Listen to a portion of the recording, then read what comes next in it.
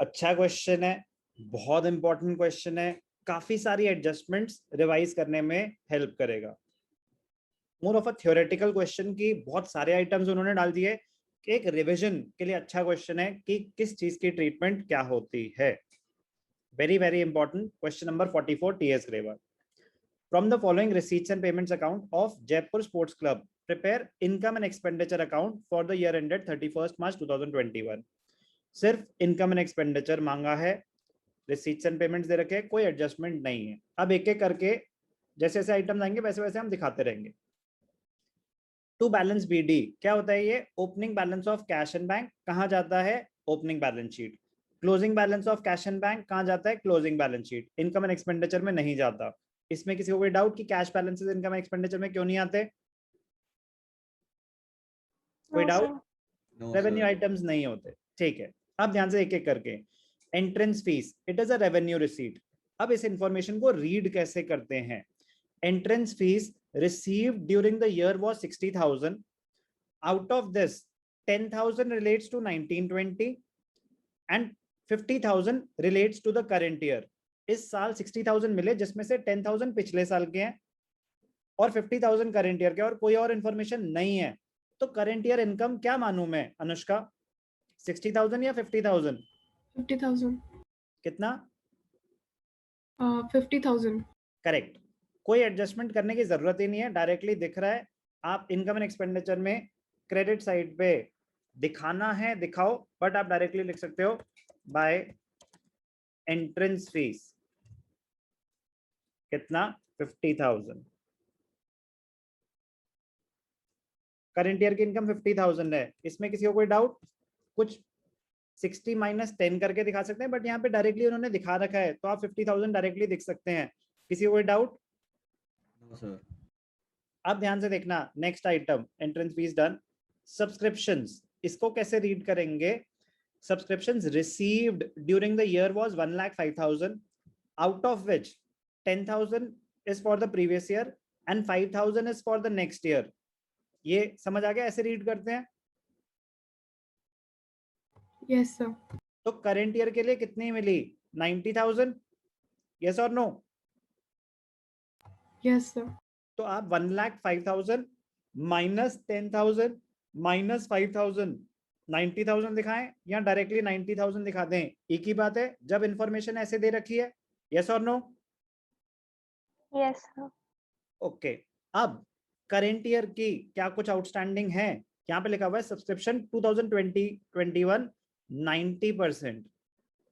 इसका मतलब क्या हो सकता है अनुष्का? सर कि 10% अभी भी आउटस्टैंडिंग है। गुड। तो करेंट ईयर की अभी कितनी आउटस्टैंडिंग चल रही है? 10%। तो अगर 90% 90,000 है, इफ 90% ऑफ x इज 90,000, तो व्हाट इज x? कैलकुलेट करेंगे तो 1 लाख आ जाएगा। यस और नो? Yes sir. तो करेंट ईयर आउटस्टैंडिंग कितनी चल रही होगी? 10% which is equal to 10,000। Yes और नो? Yes sir. तो सब्सक्रिप्शन आप कितना दिखाओगे? ध्यान से देखेंगे, क्या बोला मैंने आपको? एक option buy subscriptions.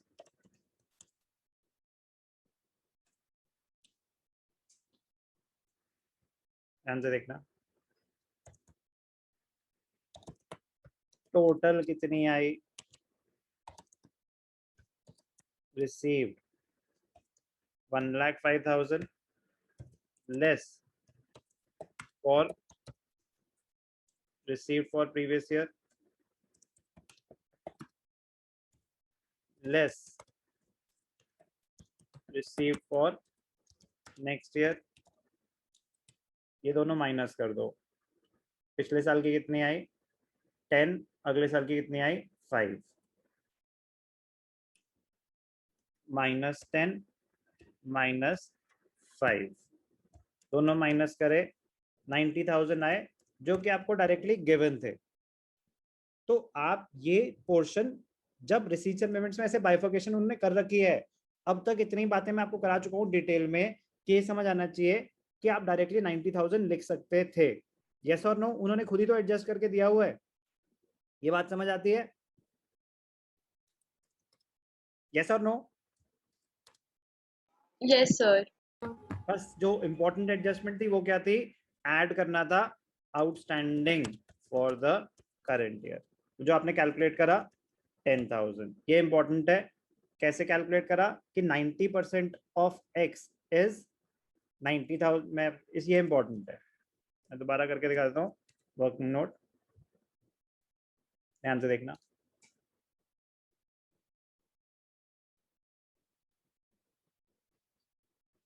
Calculation of outstanding subscriptions. If 90% of X is 90,000, तो 90 upon 100 X is 9। ये कैसे शुरू कैसे कर दिया सर आपने? बेटा यहाँ पे लिखा हुआ था सब्सक्रिप्शन 90,000 है करेंट ईयर की और वो 90% है, यही कहना चाहते हैं वो। तो अगर 90% 90,000 है तो X कितना है? ध्यान से देखेंगे।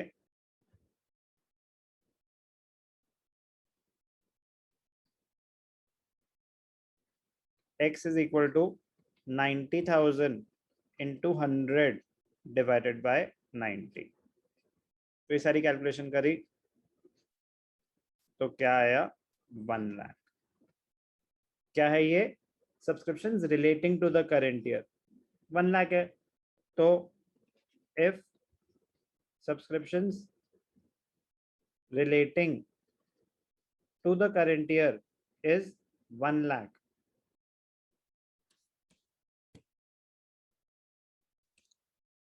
एक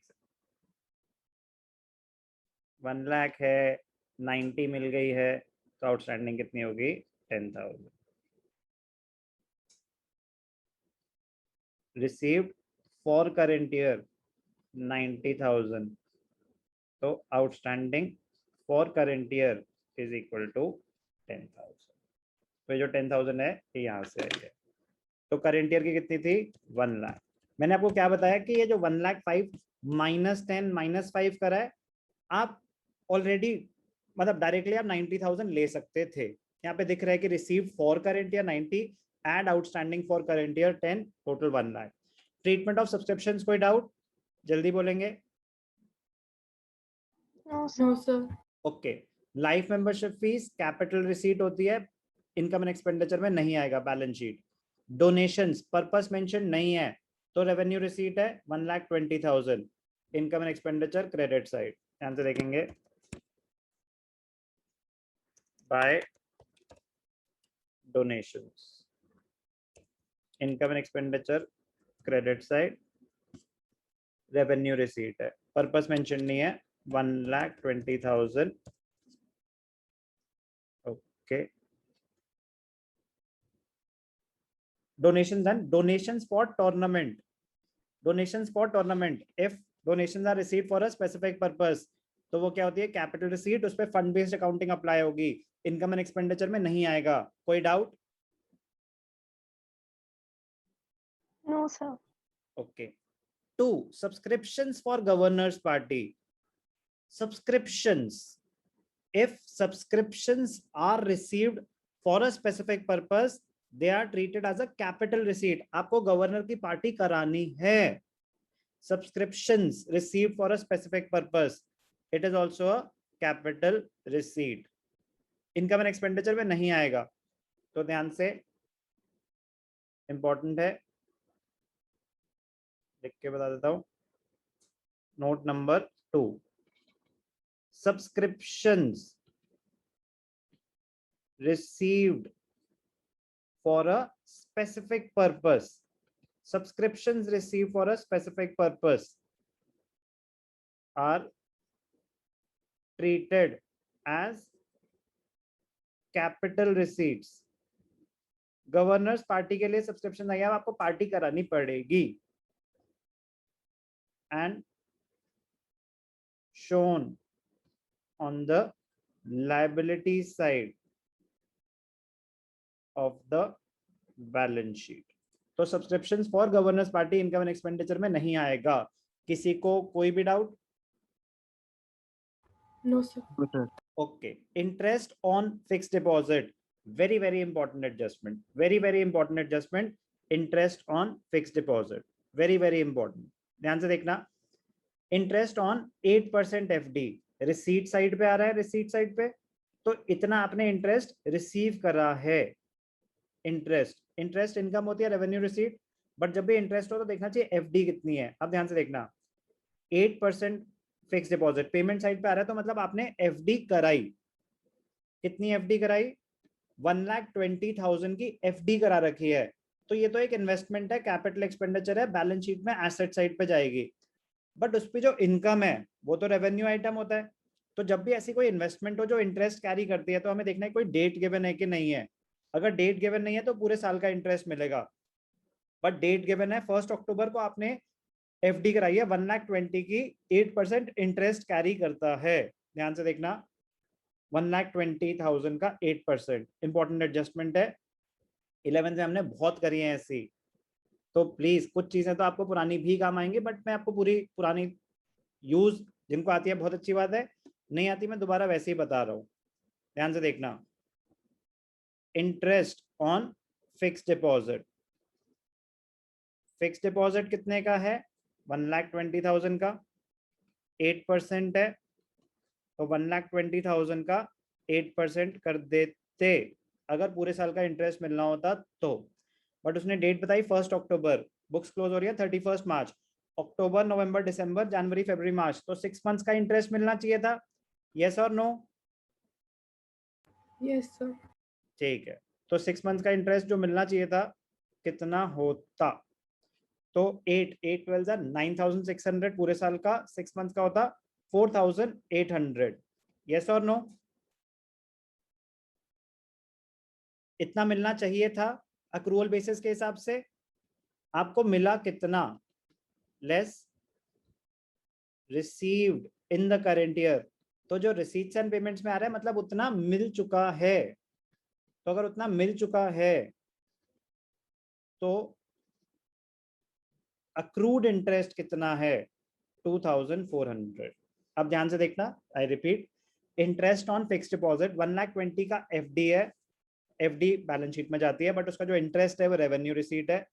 8% के हिसाब से 6 मंथ्स के हिसाब से 4,800 आपको इंटरेस्ट मिलना चाहिए था, आपको मिला 2,400। सुहानी, करेंट ईयर की income, income and expenditure accrual basis के हिसाब से बनता है, करंट ईयर की इनकम 4,800 मानी जाएगी या 2,400 जितना एक्चुअली रिसीव हुआ है? सुहानी, करंट ईयर की इनकम इंटरेस्ट ऑन एफडी कितना माना जाएगा? जल्दी बोलेंगे। Sir, 2,400. Okay, Bhavya, 4,800. Anushka, Sir, 4,800. द्विज, 4,800. हर्षिता, Sir, 4,800. करेक्ट। ध्यान से देखेंगे, अक्रूवल बेसिस के हिसाब से 4,800 माना जाएगा। दिखाएंगे कैसे? Income and expenditure credit side, ध्यान से देखेंगे, bye interest on fixed deposit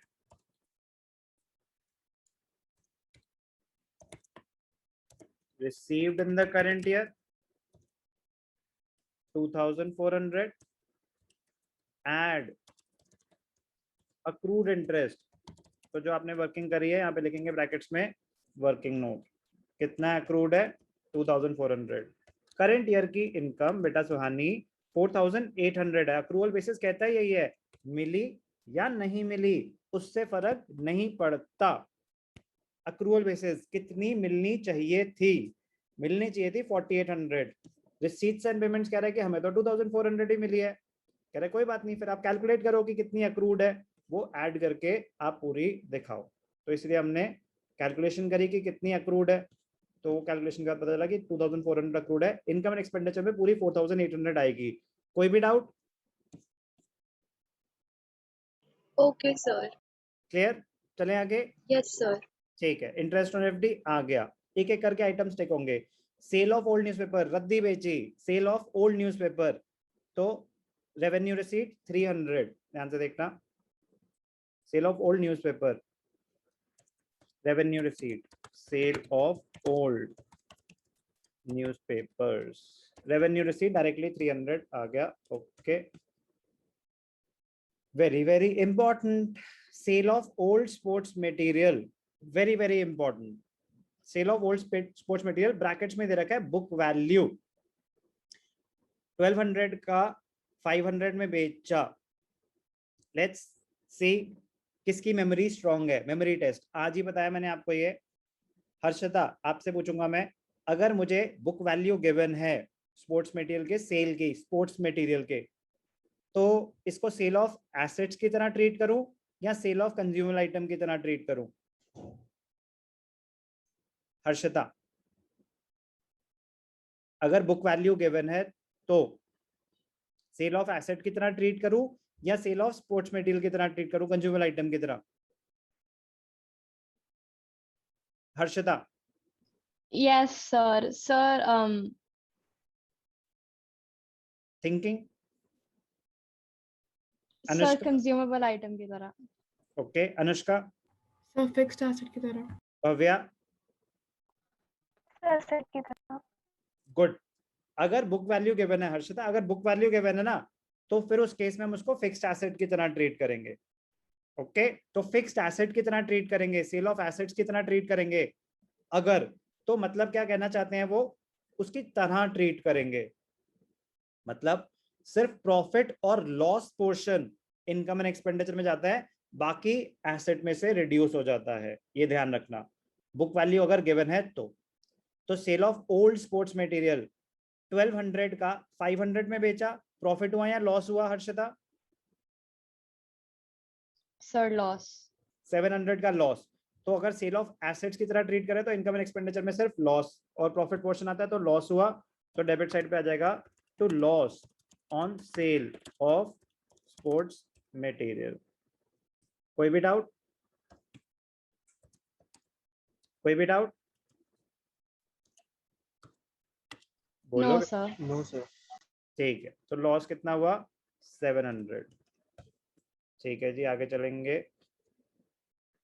last, locker rent. Locker rent, काफी स्टूडेंट्स गलती करते हैं इसमें। रेंट है तो हमने पे ही करा होगा, ध्यान देंगे रिसीट साइड पे आ रहा है, रिसीट साइड पे आ रहा है, तो आप ये रिसीव कर रहे हैं। आपका क्लब था, वहां लॉकर अवेलेबल होते हैं, तो वो रेंट आपने हायर पे किसी को दिया यूज करने के लिए, तो मेंबर्स आपको रेंट पे कर रहे हैं, आपकी इनकम है। तो लॉकर रेंट आपके लिए क्या होती है? एक रेवेन्यू रिसीट, इनकम है आपके लिए। अब ध्यान से देखना, total rent receive 6800 including 600 for 1920। तो करंट ईयर क्या चल रहा है? करंट ईयर चल रहा है 2021। तो इस साल रेंट रिसीव हुआ 6800, जिसमें से 600 पिछले साल का है। तो इसको कैसे दिखाएंगे, ध्यान से देखना, इनकम में, इनकम में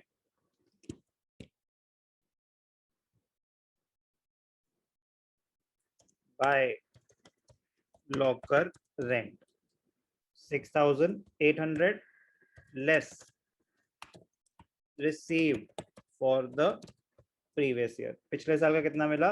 600। तो करेंट ईयर की इनकम कितनी हो जाएगी? 6200। बेसिक लॉजिक, इसमें कोई डाउट तो नहीं है? लॉकर रेंट की ट्रीटमेंट में किसी को कोई डाउट? No sir. चलो, no sir.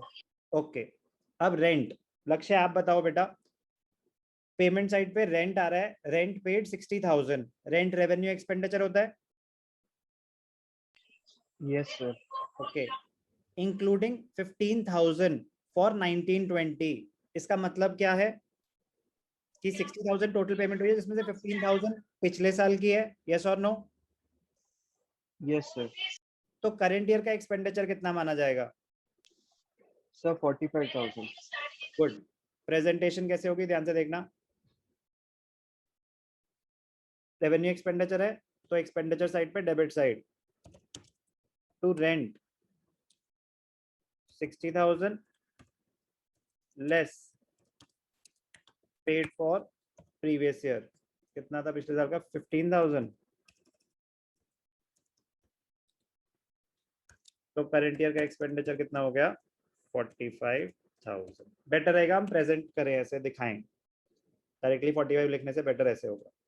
Next, insurance premium, again paid 60,000 including 15,000 for next year. Previous year का पे करा या नेक्स्ट ईयर पे करा? करंट ईयर का तो नहीं है 15,000, तो वो भी माइनस करके दिखा देंगे, ध्यान से देखना। 2 insurance premium 60,000 less paid for the next year minus 15,000 paid for 21-22 45,000। Okay जी। स्पोर्ट्स इक्विपमेंट खरीदा, रेवेन्यू एक्सपेंडिचर नहीं होता, कैपिटल एक्सपेंडिचर होता है, बैलेंस शीट में चला जाएगा। फर्नीचर खरीदा, अगेन कैपिटल एक्सपेंडिचर होता है, बैलेंस शीट में चला जाएगा, इनकम एंड एक्सपेंडिचर में नहीं आएगा। एफडी करी आपने, खर्चा हुआ, पेमेंट साइड पे आ रहा है, अगेन कैपिटल एक्सपेंडिचर है, बैलेंस शीट में जाएगा, यहाँ नहीं आएगा इनकम एंड एक्सपेंडिचर में। टूर्नामेंट एक्सपेंसेस, ध्यान से देखना, बहुत इंपॉर्टेंट है, काफी लोग गलती कर देते हैं क्योंकि भूल चुके होते हैं। सिर्फ टूर्नामेंट एक्सपेंसेस लिखे होते हैं, कुछ नहीं लिखा होता, तो ये रेवेन्यू एक्सपेंडिचर होता। लेकिन हमें डोनेशंस फॉर टूर्नामेंट मिली थी, लेफ्ट साइड पे दिख रहा है donations for tournament. Yes sir. Yes, sir. अगर डोनेशंस फॉर टूर्नामेंट मिली थी तो फंड बेस्ड अकाउंटिंग अप्लाई होगी कि नहीं होगी अनुष्का टूर्नामेंट पे? होगी सर। तो जो भी टूर्नामेंट एक्सपेंसेस होंगे वो इनकम एंड एक्सपेंडिचर में जाएंगे या फंड में से एडजस्ट होंगे? फंड में से एडजस्ट होंगे। तो ये ध्यान रखना है, यहाँ पे आपके प्रेजेंस ऑफ माइंड और आपके रूल्स आपको बचाएंगे कि यहाँ पे इनकम एंड एक्सपेंडिचर में नहीं, फंड बेस्ड अकाउंटिंग अप्लाई होनी थी, तो इनकम एंड एक्सपेंडिचर में नहीं आएगा। बुक्स आपके एसेट्स होते हैं।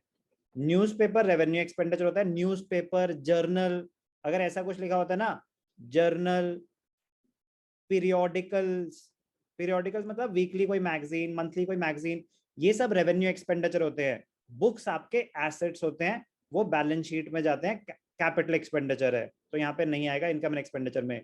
न्यूज़पेपर, जर्नल, पीरियोडिकल्स, ये सब रेवेन्यू एक्सपेंडिचर होते हैं, तो न्यूज़पेपर 1000 का इनकम एंड एक्सपेंडिचर में डेबिट साइड पे आएगा। टू न्यूज़पेपर्स कितना? 600 था, वेरीफाई कर लेंगे। न्यूज़पेपर 1000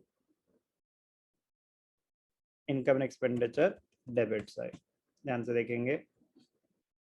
प्रिंटिंग एंड स्टेशनरी आपका नॉर्मल रेवेन्यू एक्सपेंडिचर होता है, इनकम एंड एक्सपेंडिचर में आ जाएगा 19,000।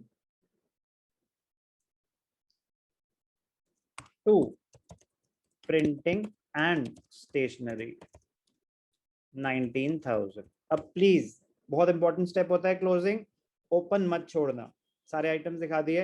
अब आपको वर्किंग नोट में पहले क्रेडिट आइटम्स कैलकुलेट करने पड़ेंगे, फिर डेबिट आइटम्स कैलकुलेट करने पड़ेंगे, फिर कंपेयर करना पड़ेगा क्रेडिट ज्यादा है या डेबिट ज्यादा है। प्लीज क्लोज करना, ओपन मत छोड़ना। क्रेडिट्स 2,81,000 आ रहे हैं 300 और डेबिट्स है 90,000, क्रेडिट ज्यादा है, तो नेट रिजल्ट क्या आएगा आपका? सरप्लस आएगा। ध्यान से देखना, नेट रिजल्ट क्या आएगा? सरप्लस। 2 सरप्लस ब्रैकेट्स में excess of income over expenditure, two surplus excess of income over expenditure. Credits 281,300 minus 90,700, net result क्या आया? 1,90,600। क्या है ये? सरप्लस। वेरीफाई कर लेंगे। 20,000 खा गए हम, ध्यान से देखना, मैंने कुछ दिखा तो नहीं दिया? एक सेकेंड चेक कर लेते हैं एक बारी कि सारे हमने आइटम्स लिए कि नहीं लिए।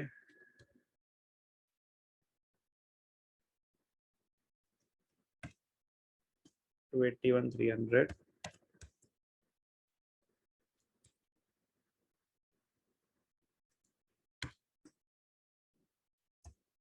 नहीं, टोटलिंग एक मिनट, हाँ सारे आइटम्स नहीं लिए थे। तो क्रेडिट्स 281,300 माइनस डेबिट्स 1,10,700। एक सेकंड, आइटम्स की ट्रीटमेंट सारी सही है, वो फॉर्मूले में कुछ गलती कर, मैं ठीक कर रहा हूँ उसको, ध्यान से देखना।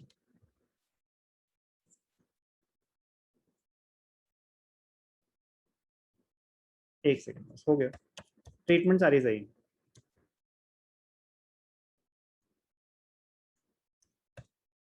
ओके, तो यहाँ पे क्या आएगा, 2 सरप्लस ब्रैकेट्स में excess of income over expenditure